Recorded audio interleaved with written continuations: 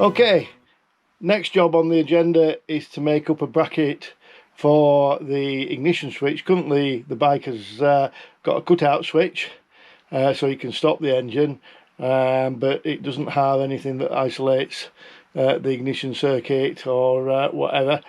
Just for peace of mind, I wanted to put an ignition switch onto it. So we're going to fabricate up a bracket for that. That's going to be my next major job, if you like. But before I do that, just give you a run through of other little jobs that I've been doing along the way. So we've done the brackets for the Speedo. Okay, what else have we been doing? Just come down here with alright, I've managed to sort out the exhaust bracket for the silencer, get that something like solid. The frame of the bike has been powder coated and had all of the brackets and lugs taken off it. I don't want to start interfering with the powder coating unless I really have to. So I came up with the idea of using these little brackets here for fastening bits and pieces to. I intend to put some oval number boards on here that are sort of a period type looking accessory. Also it keeps some of the muck and that out and keeps the electrics hidden. So, but these are sold on eBay for mounting your spotlights to your handlebars or to your crash bars or whatever on sort of the big adventure tour type bikes. They come ready threaded with 3 M6 holes and 1 M8 hole, so on both sides.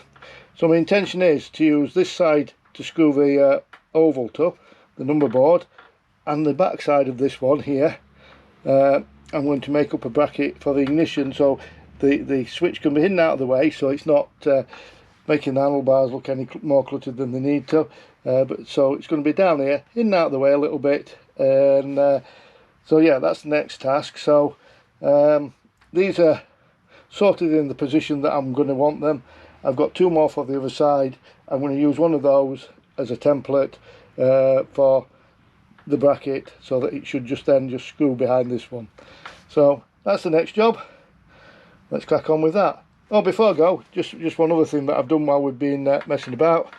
Down here, the foot pegs, they'd been left sort of rough and patinaed, if you like.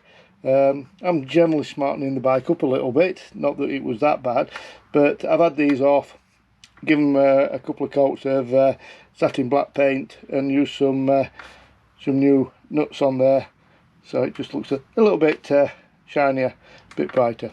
So okay, that's it for now. As I say, let's get on with this bracket. Okay, as previously, I've done myself a little cardboard template. Okay, hopefully once the bracket is all cut out, I'll be able to fold it and it's going to look like that. I'm going to put a hole in here that the ignition barrel is going to fit into. Okay, so we've roughly cut out the shape in from sheet from sheet metal, and I'm now going to mark the holes and then cut this for bending and tidying up. So yeah, that's the next step. Drill some holes in that, bend it into shape, and then offer it up to the bike. Right, so I've got the holes roughly drilled, the hole for the ignition switch there, a couple of holes for the bracket being done. So I just need to tidy it up a little bit and then do the bends that need to be put into it, and offer it up to the bike, see if it fits as I was hoping. So okay, I'll come back to you with an update once we've got the next stage out the way, but for now, coming on nicely. Hope this one fits. Okay, so there you have it. That's the bracket bent, folded, fabricated. Hopefully it's going to be tucked out the way, so it's not going to be too much of a problem. It's not perfect, but it's going to do the job. Basically the ignition is going to fit through there. Then this is going to sit behind the side panel on the right hand side of the bike, so I can access it just by putting my hand behind where the side panel is. So it's not so much I'm hiding it, but it's just to keep the aesthetics of the handlebars and everything looking neat, simple. Okay, so I'm going to, before I do any more, I'm going to offer it up to the bike, make sure that that fits, this fits on the bike, and that fits into the bracket when the bracket's mounted on the bike. And then I'm going to take it off and just tidy it up a little bit, make it a little bit neater, and give it some paint. And then we'll get it mounted permanently, and we'll start getting the wiring sorted. But for now, it's time for me to have a cup of tea. So, see you in a bit. Thanks. Okay, so that's basically the bracket that we're going to use for the ignition switch finished. I've just got to put the ignition there, tighten up the ring that holds it in place, and then mount it on the bike. Hopefully once it's in situ it'll fit fine. So, but just for now, that's the bracket. As you see, all finished, ready to go onto the bike. Right, you're not really going to see it, but not looking too bad. There you go, finished thing. There's the template that we started with to make the bracket out of. Okay, I'm going to go get that on the bike, and I'll give you a look at it once it's in situ on the bike. But for now, that's the bracket finished. I've now got the ignition switch, barrel, whatever you want to call it, mounted on the bike, and I think you'll hopefully agree with me that it's tucked out the way and looks quite neat. So here, let's just show you. So there is the bracket. As you can see, one ignition out the way. There's going to be the oval number board's going to fit here. Okay, so it'll be slightly hidden by the number board once it's all finished. But literally, the main aim was not to have to cut up the handlebars with the ignition switch. And yeah, next job is just to get it all wired in to finish that off. So time for you guys to go get another cup of tea and for me to crack on. Okay, today I'm going to try and get the wiring sorted. Depends how straightforward it turns out to be, but yeah, I've got to do a little bit of investigation to find out what's what. But I've got the light for the speedo to wire up. The black one I'm just going to shorten and take it to earth on the bracket that mounts the speedo. I've got to find a live feed then for the actual light itself. I've got the ignition switch to wire in. I just need to the live side wire into the live, and then find the earth feed that connects the coil through the cutout that's been wired into the handlebars. Basically the previous or the builder of the bike has used what on most bikes is the indicator function as the engine stop run function. So in the central position, where obviously there's no circuit, it's in the run position. In the left or right, then the switch earths the coil out. I'm working on that assumption anyway at the moment, need to prove it, but it earths the coil out and obviously cuts the ignition side. So I'm going to wire it's a 4-wire ignition switch that I've got, so I'm going to wire the live side of the wiring circuit through the ignition on the live feed in the on position, and the earth side I'm going to wire through the coil to earth the coil out in the off position, which is fairly standard practice. So that's what we're going to try and do today. So yeah, bear with me a little bit while I just try and investigate. I'm going to get the plug out so that we can check the engine for spark, etc. Oh, the other thing I'm going to do, the horn. The bike's been made to look really, really neat, and then the horn's been stuck on the frame at the front. One, it's interfering with the clutch cable for ideal routing, but it just looks out of place. So the idea is to perhaps mount the horn under the seat. You'll still hear it, so it's a loud horn if I've got enough room, or look for an alternative location if that doesn't work. I'm sure we'll find somewhere. So for now, that's what we're going to be doing. As always, until I've got something to show you, because first off is doing a little bit of investigating. Go put kettle on, go make a brew, and I'll come back to you when there's a little bit more to show you. But for now, I'm going to get that horn off. I'm going to where's the ignition? Yeah, that's the ignition wires down there. Bring those round. Should be okay because everything's up here. The fuse is up here. I'm probably going to use the wire that goes through the fuse. Just see which way that routes.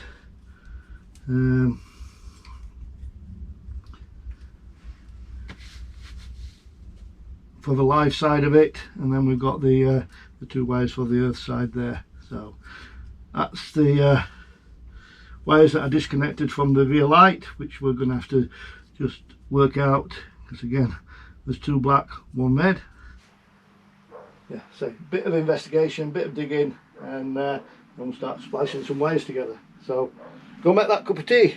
I'll come back to you in a minute when I've something more to show you. Okay, I've gone into the wiring harness. It's not a complicated wiring harness, but it is one of those that's been put together from various other bits and pieces. It's well put together, but it's trying to trace what colour becomes what colour becomes what colour and does what, because it's not following the original wiring diagram. It's an aftermarket switch that's been used, so that's got its own combinations of colours. Then there's the block connector here, which is not the original Yamaha one from what I can tell from the colours, that goes into another. The other side of the block connector uses again completely different colours. So I'm following wires. I've identified the live and the earth that control the coil. Okay, and basically I'm going to cut into this. There's only 2 wires in there, a green and red and a red. The green and red basically cuts the ignition circuit. The red makes it, from what I can tell at the switch here.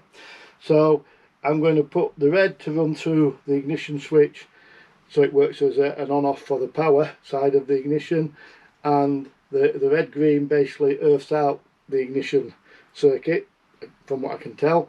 So that's going to get spliced into the negative side of the ignition switch, so that then goes to earth, and hopefully that will give me an engine cutout stroke power brake, power supply brake, wiring it up that way. So next I've just got to cut into here, part the wires and splice in the ignition circuit. So yeah, that's the next little job. I'll give you a close-up of that and then we'll get on with it. Okay, as you can see, this goes to the coil there and then comes back to the reg-vec. One of the wires that comes down here effectively is the connection from this switch here. So when that's in the left or right position, that basically cuts the ignition, central position, the ignition's live. Okay, so I've just got to get myself clear on how to wire that in.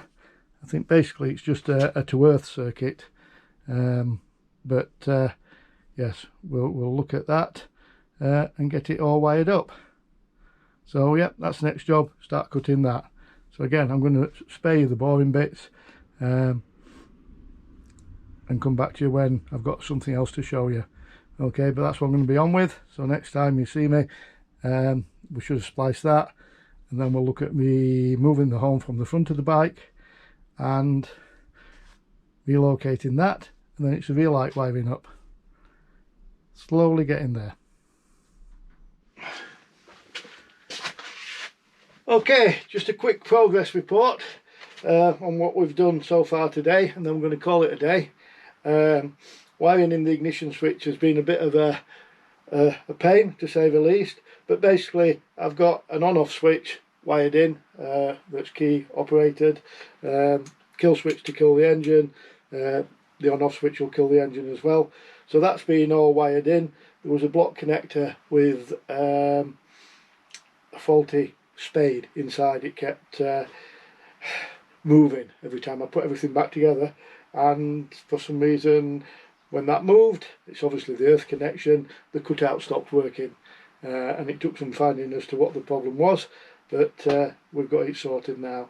I've relocated the horn. That was straightforward, didn't need to do anything to the wiring. It was perfectly the right length.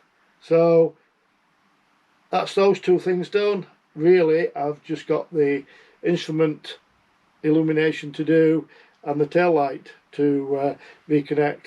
I just need to make sure all that wiring is functioning as it was, because when I bought the bike the brake light wasn't working. Suspect it was just a bulb, but I need to just double check all that. So fairly straightforward. So that's it for today. We're going in to have something to eat and the famous cup of Yorkshire tea. Come back to it tomorrow, hopefully to finish off those two little bits and pieces. So for now, I'll give you a quick close-up of where the horns come to, but that's it for now. Okay, as I said, I'm going to give you a quick close-up. There's not a lot to see, in fairness. As far as the ignition's concerned, I showed you a close-up of where it's located. I've just wired it through. Obviously this was the block connector here that was giving me all the trouble, and there's not a lot of wire left, so I couldn't rewire it. I've had to try and make the block connector good. For now I think it's sorted, so fingers crossed. And the horn, I think if you remember, was mounted down here on one of these engine bolts. Okay, I've relocated it, and there it is under the seat, out the way. Hopefully it was a loud enough horn anyway. When I bought the bike it worked perfectly well. Didn't need to modify the wiring, it was perfect length, so that worked out ideal. As I say, we've just got this to wire up, find an earth connection and a live connection. As soon as the light's alive permanently, that shouldn't be too difficult. Wire up the tail light. I can then put the bike back together. We might even have it rideable by the end of the week. So yeah, as I said, that's it for tonight. Going in for something to eat, a nice cup of Yorkshire tea, crack on with it tomorrow. Might get it finished, fingers crossed. We might have a go at starting it. So this morning we're going to have a go at getting the lights, rear light wired up, and getting this front light here working, or the instrument light working. Should be fairly straightforward. So this is the original wiring to the backlight that we took off. It's looking fairly obvious that the red wire, because that's coming straight out of that capacitor. This is a batteryless ignition system, so this capacitor basically discharges any excess voltage that's created by the generator in the motor, and supplies power to the lighting system, etc. So just need to work out, there's also a green and a black, so one of those is going to be the tail light, and the other one is going to be for the brake light. I think the simplest way to get the illumination for the speedo working is to splice into, once I've worked out which one's the tail light, splice into that and just run the wire all the way up. Shouldn't be too difficult, and rather than try and find one, start cutting into this harness here, we'll just run a wire straight through. It's going to be out of the way, nobody's going to see it, and it's the simplest way of doing it. So as before, I'm going to investigate this and then get the light mounted onto the mudguard. I need to also work out, there's 3 wires coming out of the light, which surprisingly don't correspond to the colours that I've got here. So I need to work out what wire on the tail light does what. And then we know what we're connecting up. So I'm going to crack on with that. As always, talk amongst yourselves, go make a brew, and I'll come back to you when there's an update and something more interesting to show you. So for now, I'm going to start tracing these wires and then running a wire from up there. So let's crack on. Okay, just to give you an update of where we're up to. I think we've worked out the wiring. Basically, it's fairly obvious. There's a red wire that's coming, as I said earlier, straight from the capacitor, and luckily on the rear tail light there's a red light. A green and black wire coming from the brake light switch, and the brighter of the rear lights is attached to a black and white, so they need to go together. And then the black looks like it's the feed for the other feed for the lights, basically the earth for the lights. So we're going to connect those up.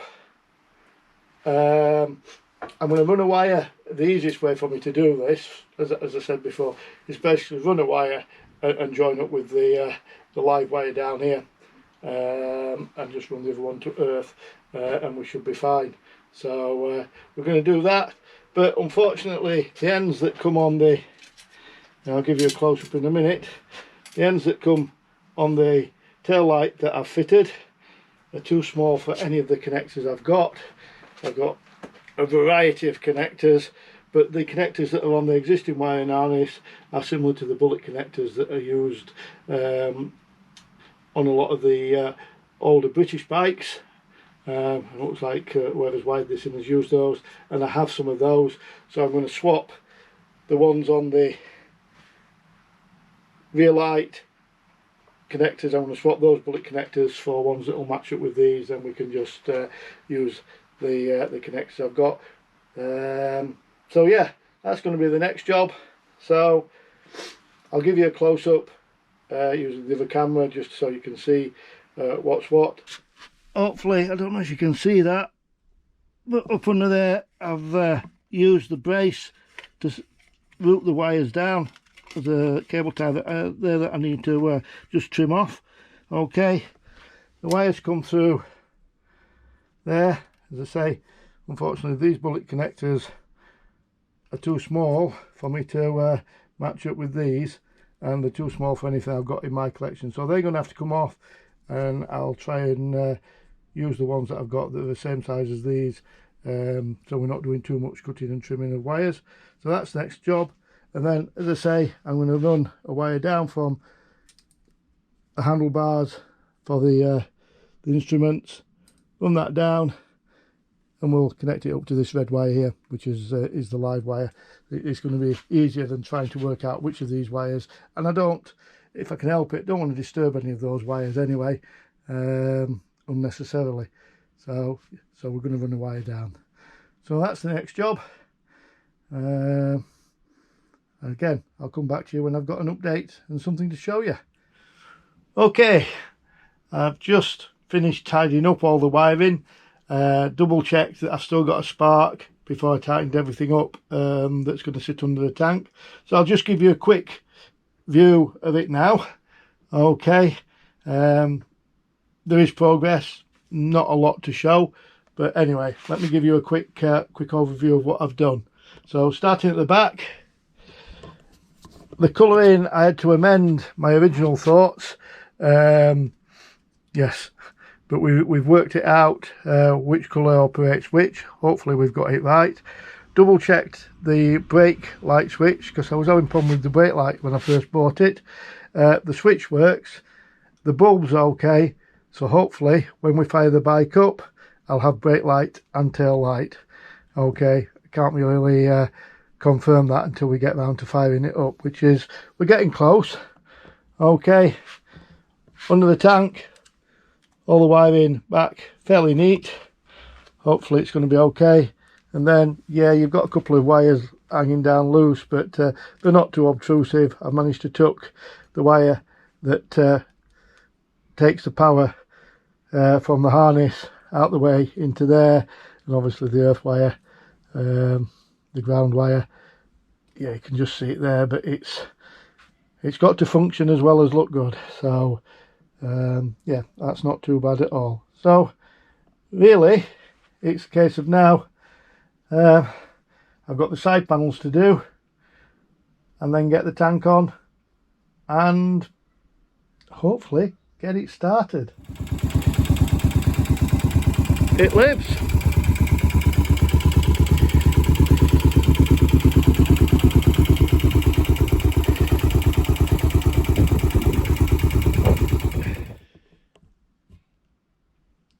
For now, that's it.